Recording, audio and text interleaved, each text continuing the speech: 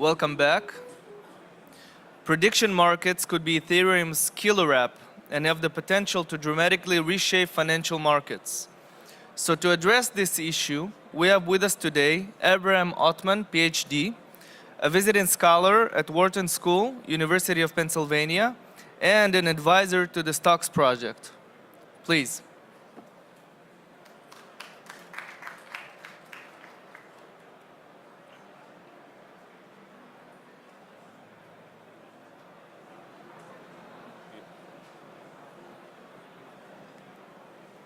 All right. Hello, good afternoon, everybody. Thank you so much for being here and for sharing this time with me. The talk is probably going to go about 45 or 50 minutes, so I think we should have time for questions at the end. I wanted to thank the STOX project for having me here. STOX is the blockchain prediction market platform, and part of this talk is oriented specifically towards how the STOX platform is sort of uniquely well suited to solving the prediction market problem on the blockchain.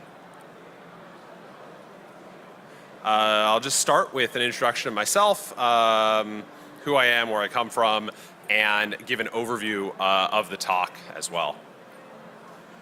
So I did my undergrad at Harvard in applied mathematics, and then I went to get a PhD in computer science at Carnegie Mellon. Currently, I'm a visiting scholar in the operations department of the Wharton School. That's a University of Pennsylvania. Professionally, I live in San Francisco. After my PhD, I founded a startup and then worked at a quant hedge fund there. That's where I started getting into cryptocurrencies. I'm an advisor to a number of blockchain projects. Blockchain is very much in the water in San Francisco right now. Including STOX, which is why I'm here today. One thing that I think I can claim credit for is the early bird discount on ICOs. So the notion that if you buy, a month early or something, you get a 20% discount. When I was working with the Augur project, I came up with that as a way to incentivize people to participate in their crowd sale early. I'm not quite sure that I invented that concept. It's pretty simple, but I've also now endeavored to try and make my contribution to humanity something a little bit more sophisticated than that, but it's entirely possible that that's how it'll go down. Finally, my writing on smart contracts has appeared in the Financial Times, and I'll loop back to that at the end of this talk. To give an overview of what I'm going to discuss today, I'm going to start by discussing prediction markets and introducing the concept. Then I'll give a discussion of Ethereum from two perspectives. First, discussing the sensitive issue of Ethereum transactions and transaction costs, and then also programming Ethereum and the way that smart contracts are actually designed on the platform. Finally, I'll bring those two together to discuss how you can bring a prediction market onto the blockchain and the unique problems that arise when you try to do that. Before I get into this, just from a show of hands, how many people are familiar with prediction markets? Okay, not many. And how many people are familiar with Ethereum? Okay, a lot more. Great. Okay, so this will be informative then for almost everybody in the introduction to prediction markets. So at their simplest, prediction markets are just binary options that trade on a future event. So if you see a market price of 53 cents, it's reasonable to assume that the market is implying there's a 53% chance that that event occurs. And we'll see some example markets coming up here. Why should we expect a market price of 53 cents to have any correspondence to reality? And the answer comes from combining the titles of two popular science books, Skin in the Game and The Wisdom of the Crowds. So skin in the game means that everyone who's betting as part of a prediction market contract, they're putting their own money on the line as part of that engagement. That means people will think very seriously about what's happening and how they put money in and what the sort of real odds of an event taking place really are. The second quality is the wisdom of the crowds. This idea that in general, If you run any kind of survey, information has a tendency to be widely distributed, which means that sort of the average estimate is typically more accurate than all but maybe one or two individual estimators. And so, just kind of taking a bunch of somewhat informed people's opinions and averaging them or consolidating them in some way can produce very, very accurate estimates in general. So skin in the game plus wisdom of the crowds is why prediction markets work. And I'm going to introduce a few examples that sort of show and demonstrate through academic research that these models really do work in practice. So the existing work on prediction markets goes back to the late 1980s and picked up in the 90s. And there's two markets in particular that I think sort of have the longest tenure. One are the Iowa electronic markets. Those are run by researchers at the business school of the University of Iowa. And they've run these markets on who's going to win the US presidential election for every presidential election since 1988. And the results have been generally quite good. The second market is the Hollywood Stock Exchange, HSX, which was acquired by Cantor Fitzgerald, the financial firm. That's a play money prediction market, so not even real money. But as you'll see, the accuracy of the Hollywood Stock Exchange has been very, very, very strong. So here's an illustration of the performance of the Hollywood Stock Exchange, which again is a play money prediction market. So in this market, people are not even wagering real money on the performance of these things. And this contract in particular is how many, what will be the opening weekend gross of a movie? And this is a paper from 2010 by some researchers who are now at Stanford and Microsoft Research on the performance of the estimates of the Hollywood Stock Exchange market against a machine learning model that they built to attempt to estimate to solve the same question. So the plot on the left there is a joint plot of the market's prediction versus the actual opening weekend. And the plot on the right is the results of their machine learning model. And what you can see from that model is that they're both kind of predictive, but that actually the play money prediction market is in fact more accurate than the machine learning model that these researchers built. So that's pretty, I think that's a very surprising result, especially if you come from the sort of background of sort of that the artificial intelligence community can solve problems better than people. Here's an example where that solves a fairly difficult problem of estimating opening weekend movie box office receipts using a play money prediction market more effectively than a machine learning model. So that's a pretty interesting result. The existing prediction markets that we see now fall into, I would say, three categories. The first is corporate prediction markets. The second are political prediction markets.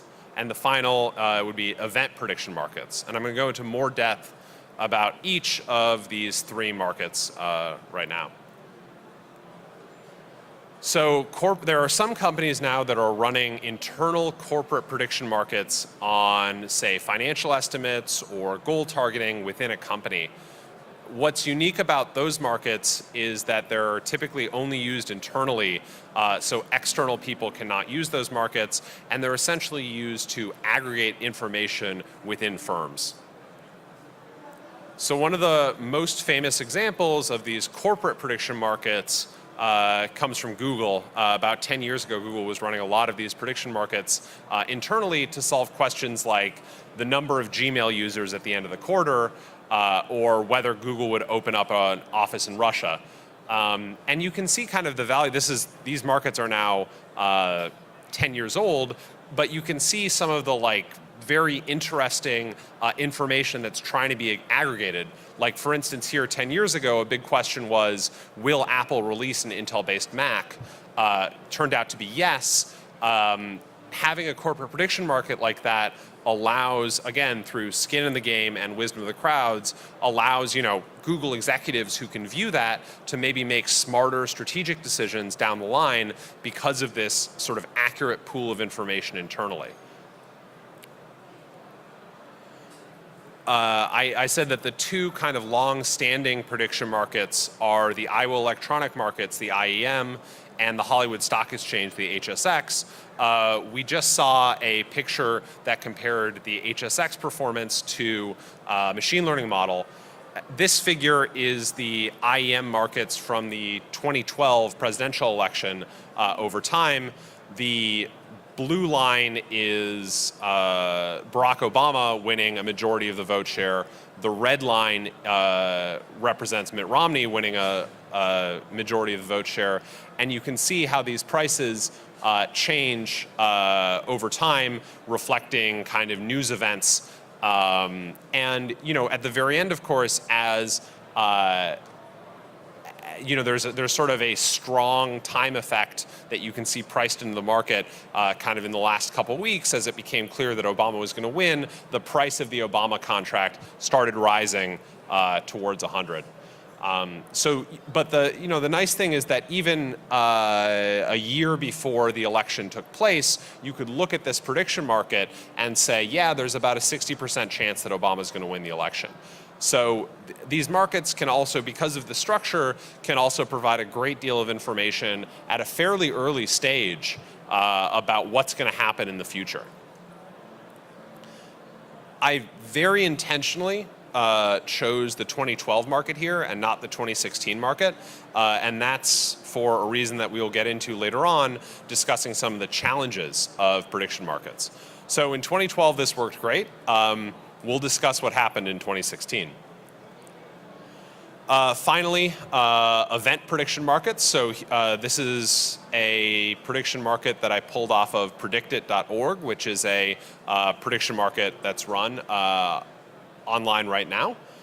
So will North Korea participate in the 2018 Olympics opening ceremony?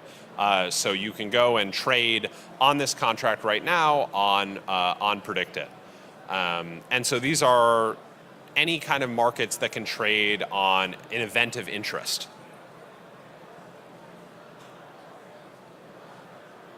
So I discussed these three applications, right? Corporate prediction markets, political prediction markets, and event prediction markets. But these are very, very small. These are much smaller than the set of all markets.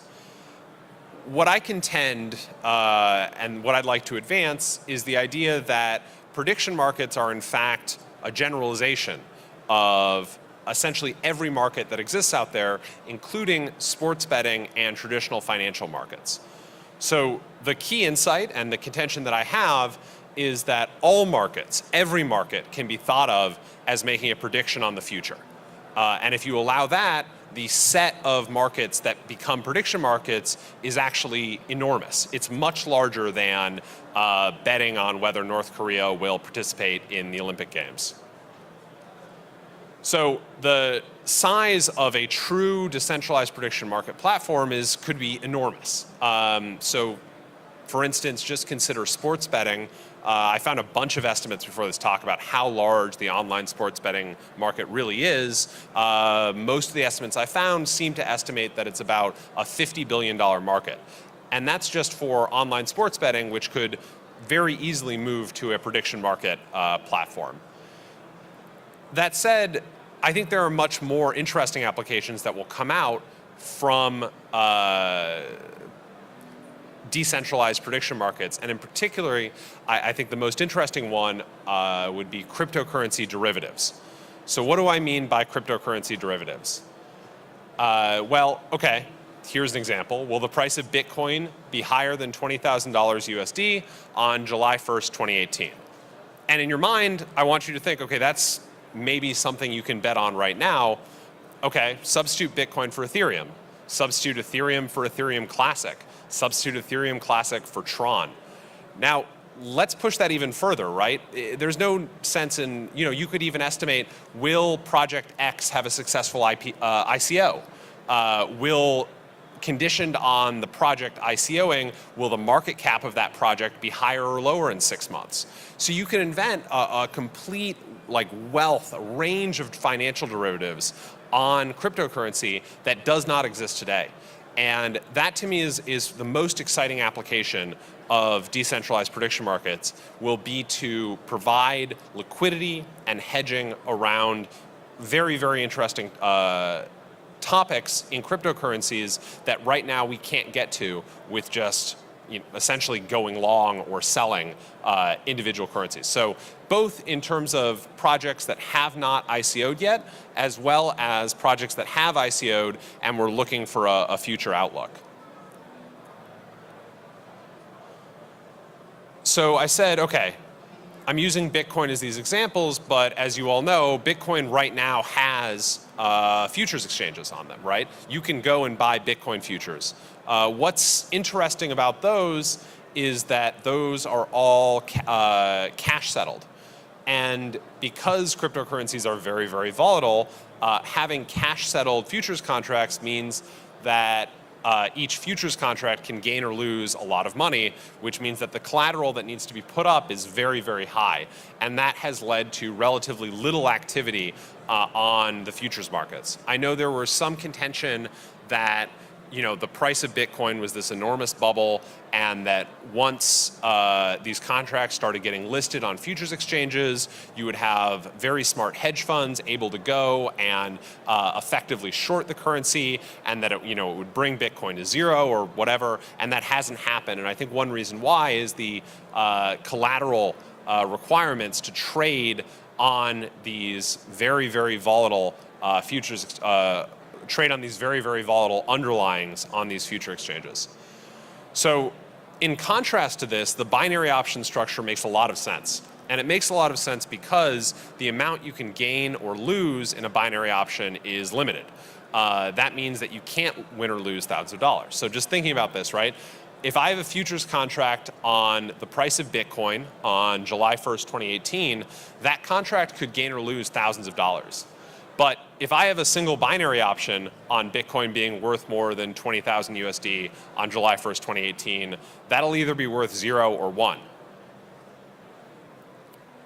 Because I can effectively bound the amount that I could possibly gain or lose on this binary option, it gives me the ability to construct arbitrary, sophisticated portfolios from this in a way that kind of exactly cancels out. So just as an illustration here, on the same time, say July 1st, 2018, if I buy binary options on Bitcoin being worth more than $20,000 and sell binary options on Bitcoin being worth less than $10,000, what I've done is construct a portfolio that benefits from future Bitcoin price volatility. So you can construct these very sophisticated portfolios from these binary options in a way where kind of the exposure, gain and loss, is very, very well spec'd out. The final thing I want to get into about prediction markets is this notion. I just talked about these two markets. Say you have a $10,000 market, a $20,000 market. There should be a logical link between the prices in those markets. It seems pretty clear that the contract on Bitcoin being higher than $10,000 must trade at a higher price than the contract of Bitcoin being worth $20,000. The thing is that these are just two strike prices, but what if we had 50 different strike prices? Well, then all of these 50 different strike prices and the markets on each of these strike prices needs to be in a logical relationship with one another. In particular, as the strike price goes up, the market prices need to go down. So what's the most what is an effective way to keep those contracts aligned? And that's actually the topic of my PhD thesis, which is called automated market making.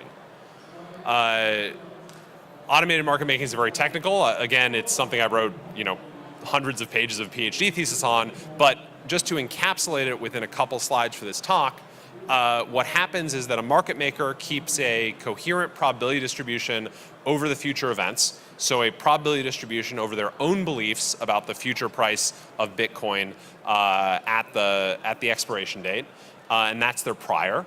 And then the market maker uses risk aversion to adjust the bids and asking prices as a function of both their exposure and their prior. So in my PhD thesis, I actually ran this not on Bitcoin strikes, but on to make markets in options on stocks. And this is an example of how a market maker may translate exposures and a probability distribution of a prior into kind of an actionable probability distribution to price contracts. So in this idea, essentially, the market maker would be having a probability distribution possibly as a function of quantitative analysts, maybe as just a hunch on what the price of Bitcoin would be on July 1st, 2018, and then they could construct a complete order book from that prior and from the trades that people have made with the market maker. The key takeaway from automated market making is that it allows a market maker to quickly and efficiently incorporate every piece of new information that comes into the system. And I mean information here in two senses. One, from updates to their prior, like maybe they get new data that they can feed into a machine learning algorithm that allows them to adjust their prior probability distribution. But of course, if you think about markets, right, there's a theory that every trade that's made in a market also represents information. So in automated market making, it gives a central agent the ability to automatically adjust bids and ask prices in response to both kinds of information. And the elegant thing about automated market making is that given this kind of vector of prior probability distribution and exposures, the price of any size bet at any strike price can be calculated. And we can be assured that they'll have these logical links that we said were very important when thinking about, okay, the price of Bitcoin being greater than 10,000 needs to be higher than the price of Bitcoin being greater than 20,000. So the key takeaway here is that automated market making is the most efficient way to translate exposures and beliefs into actionable trade prices. And the significance of this, as we'll see for Ethereum, is that automated market making can require an order of magnitude less communication over the wire because it only updates every time a transaction happens or every time the market maker adjusts their prior, not every time a new order is added to an order book. So with that, I want to begin the discussion about transactions on Ethereum. And in my mind, this is one of two major hurdles that building a decentralized prediction market is going to need to overcome. So I know this is old hat for many of the people in the room, but the way I'd like to put it is that Bitcoin can be thought of as a distributed database, whereas Ethereum can be thought of as a distributed database that runs stored procedures. Ethereum as a blockchain has different properties than Bitcoin. So obviously sending any transaction on Bitcoin right now takes hours and costs tens of dollars. In contrast, Ethereum has more or less kept up with traffic. Sending a transaction at sort of asking prices from the miners takes something like 15 seconds on Ethereum. When Ethereum was designed, it was designed very clearly to separate the price of the ETH tokens from the transaction cost on the network. And it's done that with a vehicle called the gas price. So every arithmetic operation on the blockchain costs a certain amount of gas. And the idea is that when a transaction is sent, a gas price is specified, which allows miners to preferentially select high gas priced transactions over low gas price transactions. It also gives us this formula for the price of an Ethereum transaction in fiat. So that price is the amount of gas used, which is essentially a constant for any smart contract, times the gas price, which is specified by the person starting the transaction, times the price of Ethereum in fiat. And I think the idea that Ethereum had is that these second and third terms would move counter one another. So that essentially as the Ethereum price in fiat goes up, the gas price should go down, creating essentially roughly constant transaction prices no matter what the cost of Ethereum in fiat happens to be. So unfortunately, or maybe fortunately if you're a miner, things have not worked out that way. So obviously, this is the price of Ethereum over time. I'll note that the y-axis here is log scaled, and yet this still looks like an exponentially up and to the right plot. And then, of course, there's the Ethereum. This is the Ethereum transaction cost over time, which looks very, very similar. So what's happening here? Why has this gas price mechanism not done, I think, what its original intention was? Why has the gas price not fallen to account for the much higher Ethereum price in fiat? And the answer that I've come up with, or what I think is happening, is that people want to do a lot more transactions on Ethereum. So the demand for transactions is rising maybe even faster than the price of Ethereum itself. So an illustration, I call this the CryptoKitties challenge. So I don't know how many people are familiar with CryptoKitties, but they are essentially like a digital good whose genetic code is embedded on the blockchain. Let's put it that way. And in order to buy or sell or create a CryptoKitty, you have to do an Ethereum transaction. And of course, when CryptoKitties sort of blew up a few weeks ago, the Ethereum blockchain was just deluged with transactions of people buying and selling and breeding their CryptoKitties. And this is just one kind of joke project. So there's a lot of risk to Ethereum that if you have not just one joke project that's trying to use a bunch of transactions, but say dozens of serious projects, each trying to send thousands of transactions, it may become prohibitively expensive to use Ethereum just because the demand for these transactions is going to keep going up and up and up over time. So I really can't finish a discussion of Ethereum and Ethereum transactions without discussing proof of work versus proof of stake. So I guess what to know there in brief is that Ethereum is potentially going to move from proof of work to proof of stake. Essentially, it's replacing the work of trying to solve a hashing problem into just being able to say, hey, I have this much Ethereum and it's locked up and doing this transaction. I think the most obvious effects of that change is going to be that Ethereum is going to use a lot less power, a lot less energy to actually run the blockchain, and should mean much faster transaction times. Also, hypothetically, if miners' big cost right now is electricity, lowering those miner costs, or reducing the amount of actual work, electricity required, should result in a lowering of miner costs, which should result in a lowering of transaction prices as well. So just to conclude about Ethereum transactions and maybe the kind of near-term vision for them, the thing to take away is that fast Ethereum transactions are expensive. You can do cheap transactions on Ethereum, but they'll be much slower. They'll take an hour instead of 15 seconds. Proof of stake has gotten a lot of discussion. It's still a very speculative technology, and so it's very hard for me to make very conclusive statements about what Ethereum with proof of stake will look like, or even if Ethereum will adopt proof of stake. But my best guess is that it's going to significantly improve kind of the energy and environmental effects of Ethereum, but probably will not end up lowering cost that much. And the reason why is that I think the conclusion from all of this is that the cost of doing a transaction on the Ethereum network seems to mostly depend on the number of transactions that the network is being asked to handle. And my best guess, especially walking around this conference, is that the number of transactions that are going to be happening on the Ethereum blockchain is going to go up over time, and probably go up significantly over time. I don't think the price of Ethereum is going to 100x, but I do think the number of transactions that people will ask to do on Ethereum will 100x over the next couple of years.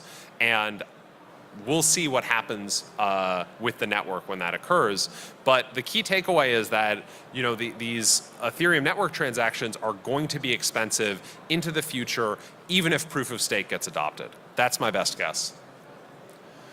So the second challenge to Ethereum, in addition to the transaction issue, is actually programming smart contracts.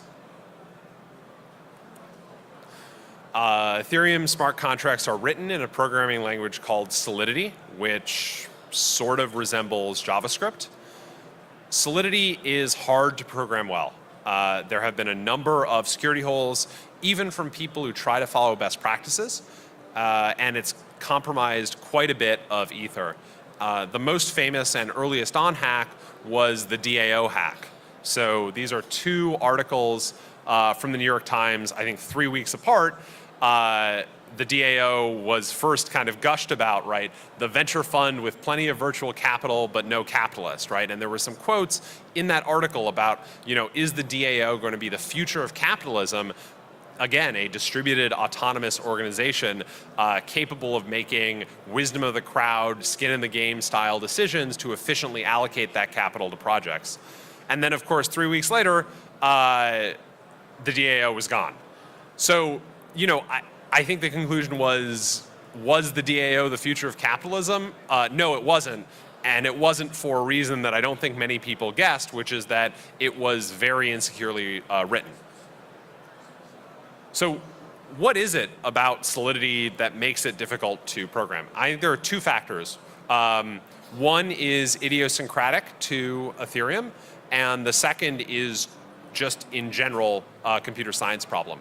So the general one is that it's very, very hard to reason about, to program, and to debug multi-threaded event-based code. There are lots of race conditions and just weird things that can happen when multiple things are happening simultaneously, and you can't be assured of any order in any process. So one of the reasons that Solidity looks like JavaScript is that JavaScript, the history of it is it looks a lot like a toy programming language for web browsers, but really the web browser environment is inherently multi-threaded from the start. And so something that looks like JavaScript is actually better suited for programming a kind of interesting dynamic environment than something that looks like Python. Not completely intuitive. The second is very, very specific to Ethereum, which is that Ethereum is not a very polished virtual machine. It's raw metal, it has sharp edges, it's also fixed precision. It's essentially, the right way to think about Ethereum is that everything is just a hex string of fixed length, and the programmer is responsible for making meaning from those hex strings. So it's a very, very, very low level virtual machine, and it's hard to write this code for such a low level, knowing these risks that can come from, we're not talking about an operating system crashing, we're talking about tens of millions or hundreds of millions of dollars being stolen if you make kind of one problem, one bug in your code. And that's the reason why I think these two phenomena actually explain a lot of the stylized facts about blockchain. I think that these phenomena explain why so few projects have actually shipped, and also that the high prevalence of the number of projects who have actually shipped code have been hacked.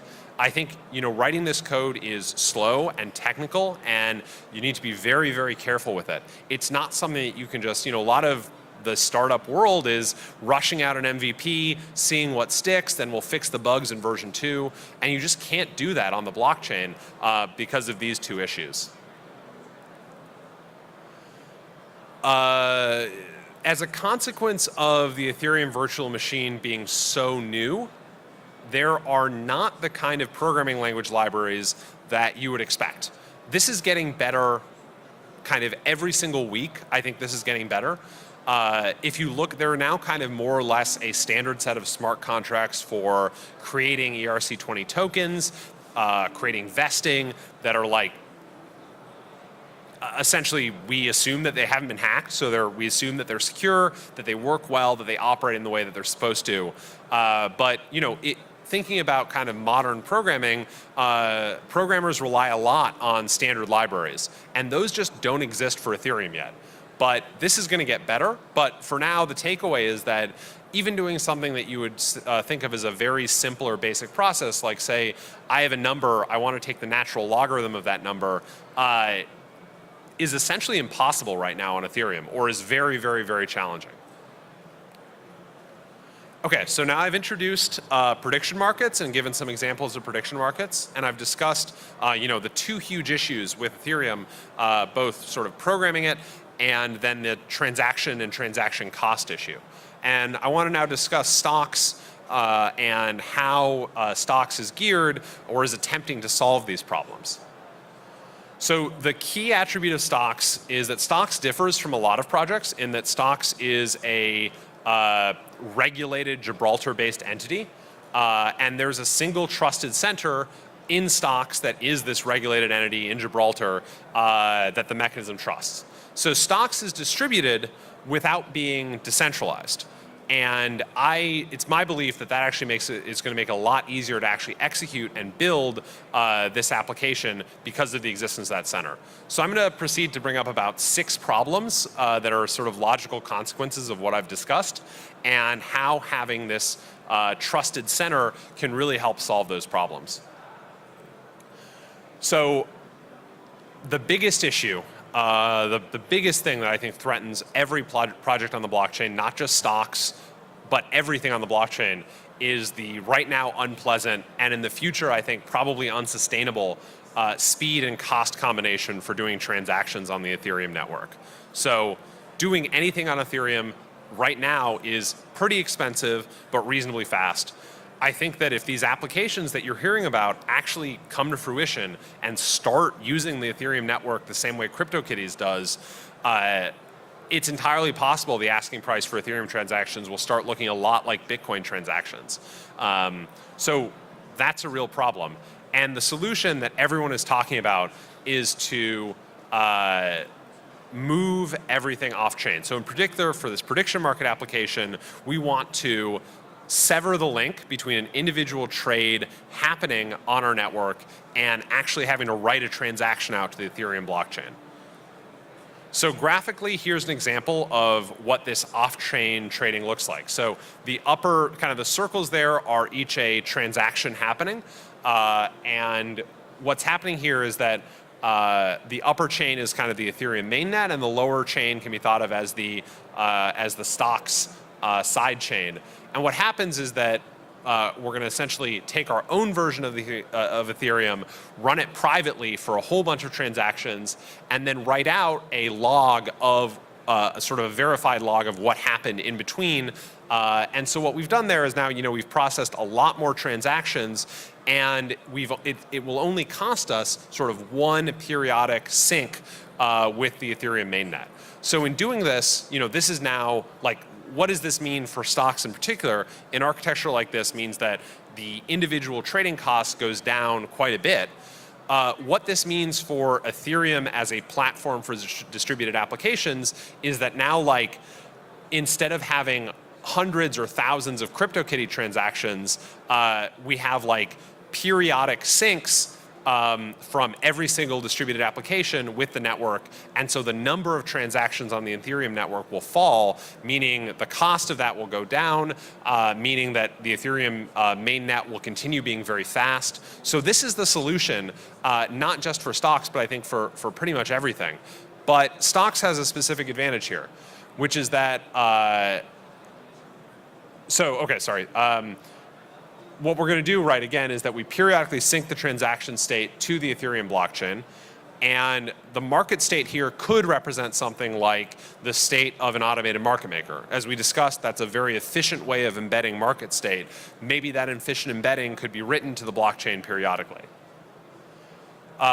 This idea, these sidechains, they're not a magic bullet. And there's the huge complication with them is that actually implementing this correctly is really, really, really hard. And the reason it's really hard is because kind of different viewers of this sidechain, of this channel, can drop off or rejoin at any time, and making sure that kind of a coherent picture of the universe as it's changing between these viewers is maintained without fraud is very, very, very challenging. And so having a single, long-lived, trusted viewer of each market actually makes the programming of this much easier because you can always just trust the center. And so that's what STOX can provide that will actually make implementing these sidechains much easier to pull off, so that we're only writing periodically to the Ethereum mainnet. Another problem, right? Creating and finding markets. If you're a trader and you want to know where markets are, how do you do that? If you're in a fully decentralized system, that's really hard. Like, you have to come up with your own, again, clever protocol that takes into account, potentially people dropping off, adding, inconsistent state, fraud, whatever. If you have a single trusted center, like STOX does, that can provide a central validated, long-lived point of registry for the markets. Another issue that's going to happen with decentralized markets is liquidity. So how do you know that your markets are going to have enough liquidity to trade on them? That's especially important because markets, they are like the canonical network effect, right? If you have a lot of people trading on your platform, people will want to trade on your platform. If nobody is trading on your platform, nobody will want to trade on your platform. So STOX has partnered and actually spun out of Invest.com to provide market-making activities, at least at the start. Invest.com is very experienced in binary options as one of the world's largest binary options dealers. Okay, adjudicating contracts. That's also a huge deal. So how do we resolve smart contracts correctly? And the challenge here is that the number of things that can happen in the world is much larger than you can specify in code right now. So the things that will happen in the future, it's just bigger than the things we can conceive in the future right now. And that has real consequences for smart contracts. So here's I think a great example that just happened that illustrates exactly the problem with adjudicating smart contracts on the blockchain. So this is sort of you can think of this as a preliminary or toy decentralized prediction market. And someone on Reddit created a smart contract on the result of the Mayweather-McGregor fight. And the issue is that everything seemed really good. They had what's called an oracle to resolve this contract, and the oracle was from this boxing website that produced these results. And in the period of time between the smart contract being written and the fight happening, this website switched their format. And they switched their format from using lowercase win, loss, draw, WLD and N to uppercase WLD and N. And as a result, the smart contract no longer worked. So this is an example of like, who could have expected that the website would have completely changed their format?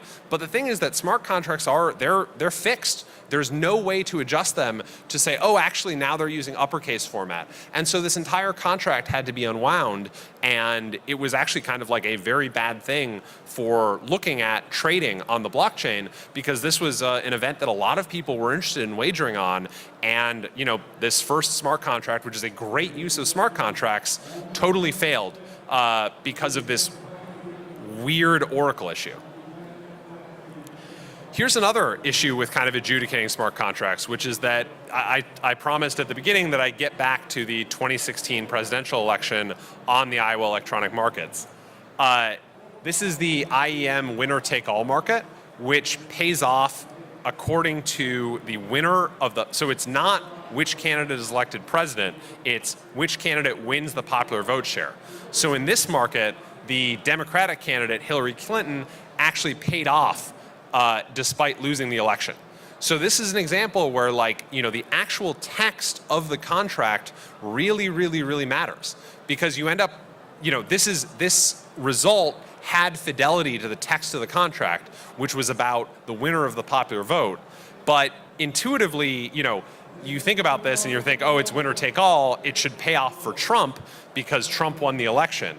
And you can actually see that kind of, what I attribute that kind of late spike in the red line right at the very end there to people misreading the contract, seeing that Trump winning the election was trading at 10 cents, thinking there was a huge arbitrage opportunity, and then actually going and reading the contract and saying, no, even though Trump won the election and the title of the contract is winner take all, it's still going to pay off for Trump at zero.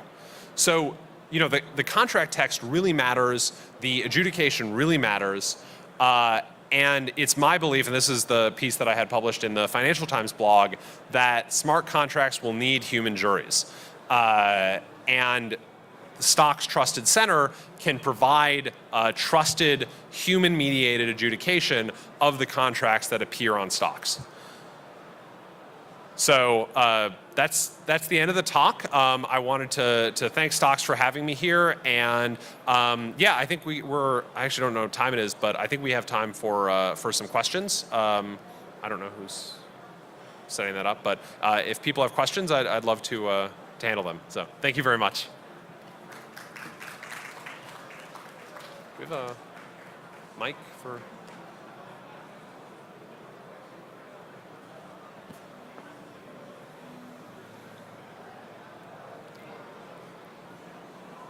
How do you resolve the contradiction in people wanting to use these blockchain ecosystems like Ethereum because it can be anonymous and you don't have to trust the other party, with now writing a sidechain where everyone has to trust STOX? I mean, you sort of are dealing with two different audiences. Why do you combine them? I think it's a great question, and I think that the approach that STOX in particular is taking is to, I would describe it as a more regulated approach. So, there's kind of I don't know, this might be a simplification, but I would almost describe it as sort of like two schools of thought within blockchain. And there's kind of the crypto anarchists who feel that you can kind of just build everything up on new ground, untouched by kind of current regulatory structures. And there are kind of maybe the technologist school of thought, which is that, hey, blockchain technology has some benefits and can be used to kind of extend existing regimes. So STOX, I think, falls very solidly within the second, right? It's in Gibraltar, it's registered, the STOX ICO was done without any US participation. This is very much that kind of technology view. It may or may not be successful. Like the view that the people who want to trade these are kind of maybe looking to evade is a very strong word, but to maybe avoid the regulatory structures that currently exist in financial markets. That's very much the kind of crypto anarchist view, which may end up winning out. That's kind of, I think, a question for the future. I do think that if you are of the mind that the blockchain technologies represents kind of an addendum or an extension to the current world, something like STOX is probably going to win. If you believe that blockchain represents a fundamentally new way of thinking that will, light everything else on fire that has existed in our past, I think other, more decentralized projects will be the winner. Maybe I'll just ask it simpler. Yeah.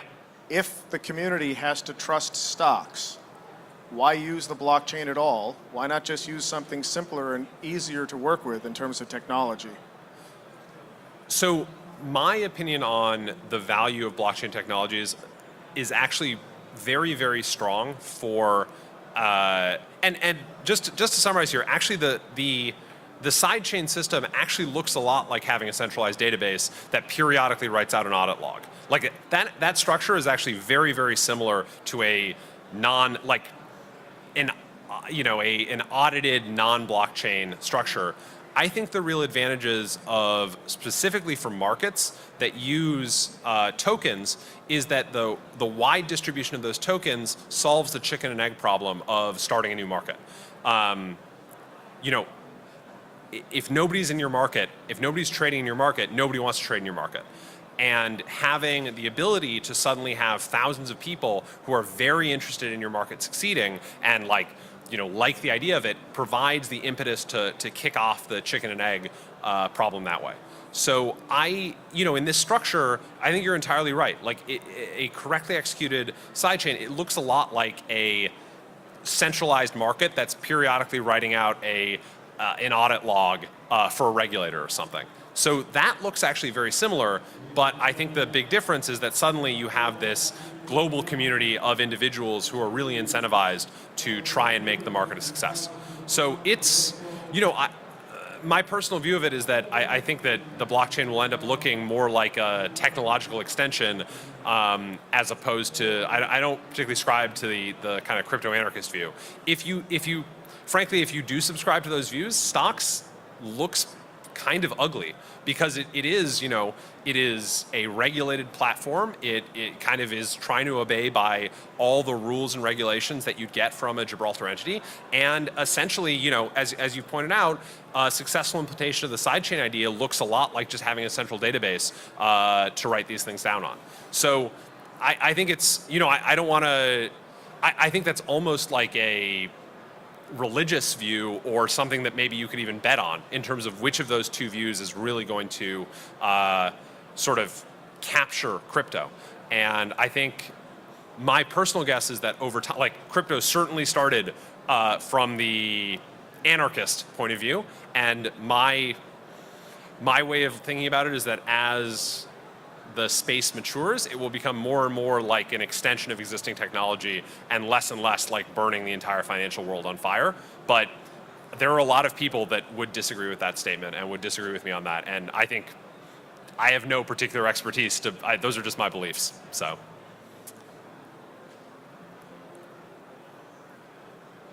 Cool. Any other questions?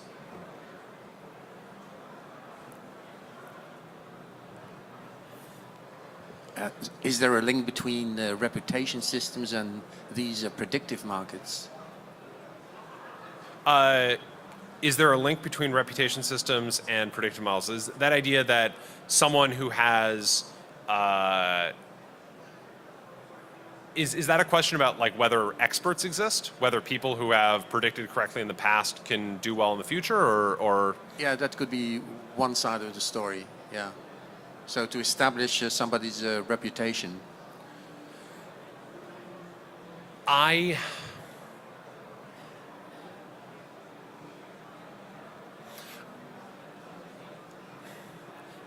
think the answer to that is that in some markets, expertise does exist. I actually think that in financial markets in particular, that will probably be the one where the least amount of kind of long-standing expertise or reputation will exist. But it would be interesting, and I think it would be kind of intriguing to think about using, people who have done exceptionally well in prediction markets as a, kind of an alternative to a, GLG style expert network. That prediction markets can be used to identify people who are very precise in predicting the future, but may not be surfaced through having, excellent credentials or whatever. Like, I think it's an alternative, much more predictive way of looking at the world. So, yeah, I think that kind of another advantage of having a blockchain system is that you sort of have a, verified log that, in fact, you're really good at predicting stuff, which is, I think, intriguing in terms of future applications. Thank you. Thanks. Okay, I think we're out of time, but thank you very much. You're a great audience, and I really enjoyed discussing this, and I'll be around if you want to ask me questions after the talk, too.